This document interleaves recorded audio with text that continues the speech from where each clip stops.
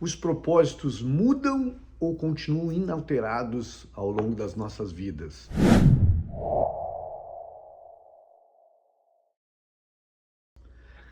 Essa é uma pergunta que seguidas as pessoas me fazem sobre o propósito, né? Aquelas que compreendem a importância do propósito me perguntam: Penda, eu nasci com esse propósito, isso tem a ver comigo para o resto da vida? Ou a cada fase da vida eu vou mudando de propósitos, né? A segunda pergunta que muita gente faz é a dúvida se eu descubro esse propósito, e parece que descobrir é uma tampa, algo que está tampado e que a gente tira a tampa, opa, descobri, ou eu me encontro com esse propósito, né, enquanto eu estou vivendo esse propósito. Então tem uma série de dúvidas aqui que eu me proponho a responder nesse episódio, para a gente fazer uma reflexão aqui sobre a importância de ter um propósito, de viver esse propósito. Então eu quero olhar por 4 ângulos aqui para você e ao longo desses 2 últimos eu respondo essa pergunta que pode ter aqui uma reflexão interessante para você, se mudam ou não mudam ao longo da vida da gente. Então a primeira parte aqui é a gente falar um pouquinho sobre a importância do propósito. E diferente das outras espécies, né, o ser humano precisa de alguma coisa que tenha significado na vida. Eu não sei se você está nessa fase de inquietação sobre isso, mas em algum momento das nossas vidas a gente começa a se inquietar. Alguns bem precocemente começam a se inquietar, outros mais velhos e tal, mas boa parte das pessoas em algum momento da carreira começa a se inquietar sobre o seu fazer. E esse se inquietar é olhar sobre a perspectiva da realização sobre aquilo que a gente faz. Aí resgatando, diferente das outras espécies do mundo, né, o ser humano precisa de um algo maior. Se você observar as formigas, né, em alguns momentos onde aquelas cortadeiras saem a buscar alimentos, elas saem procurando numa rotina, vai e voltam, atender simplesmente a necessidade biológica, necessidade fisiológica daquelas espécies, né? Quando não tem as cortadeiras buscando, as formigas sobem, podem invadir uma árvore, subir até o último ponto, depois descer tudo de novo, depois subir tudo de novo, descer tudo de novo, e vivem só para atender às suas necessidades, né? Enquanto o ser humano, a partir do seu fazer, começa a se questionar se isso faz sentido ou não faz sentido. No meu segundo livro, Paixão e Significado da Marca, eu dedico umas boas páginas a fazer essa reflexão, que dependendo do jeito que a gente enxergar aquilo que a gente faz, ele perde completamente o sentido ou ele ganha muito sentido. Se você pensar assim, para uma pessoa que trabalha numa loja de eletrodomésticos ou numa loja que vende crédito para as pessoas, e olhar isso de uma forma muito míope, muito pequena, tudo se reduz a quase nada. Então se a gente pensar, pô, eu vivo de vender aparelhos para as pessoas e isso se repete todos os dias da mesma forma, ad infinitum, eu vou ficar vendendo isso, vender produtos. Agora, se eu consigo olhar isso por um outro ângulo, e isso é só na minha cabeça que acontece, que a cada eletrodoméstico que eu vendo, por exemplo, nesse exemplo de um vendedor de eletrodomésticos, eu posso estar levando um pouco de autorrealização para essas pessoas, que eu posso estar levando um pouco de alegria para essas pessoas, que eu posso estar levando um pouco de realização com a batedeira nova que vai fazer bolos, que vai deixar a família mais feliz.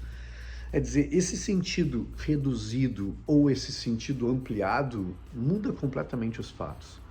Se a gente pensar em uma pessoa que vende crédito o tempo todo, crédito para pessoas, para pessoa física, e chegar em casa e pensar, o que eu vendo para as pessoas?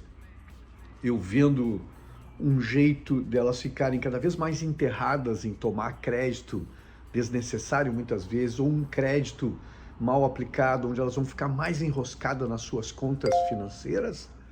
Já pensou pensar nisso?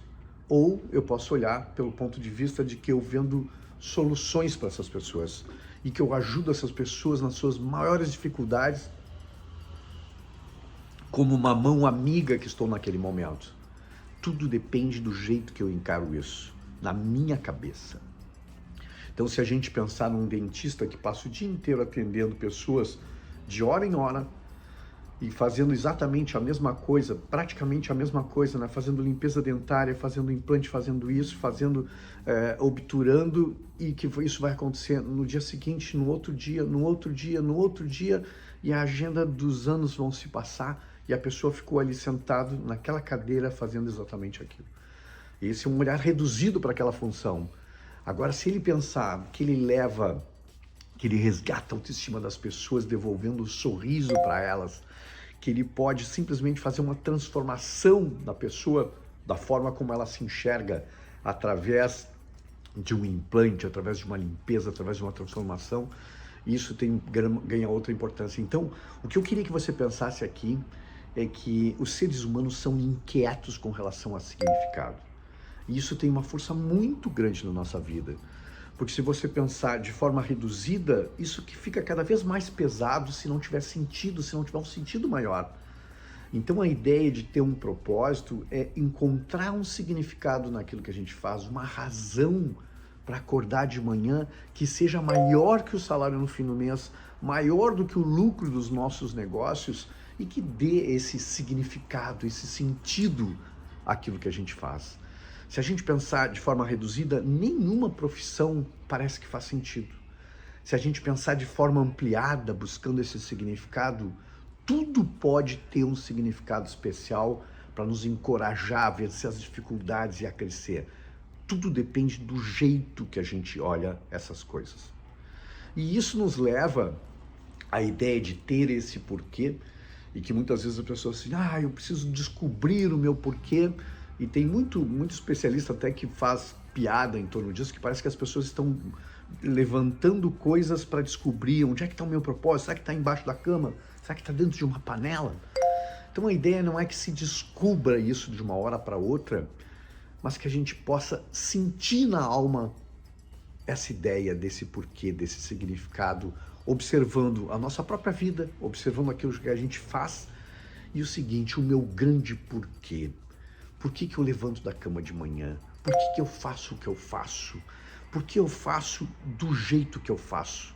Por que eu faço com quem eu faço? Por que eu faço onde eu faço? Ou seja, é uma série de perguntas, uma série de reflexões que a gente vai fazendo e a gente vai se reencontrando com esse propósito lá. E muitas vezes isso nos acompanha durante toda a vida, como se fosse um fio condutor das nossas muitas passagens.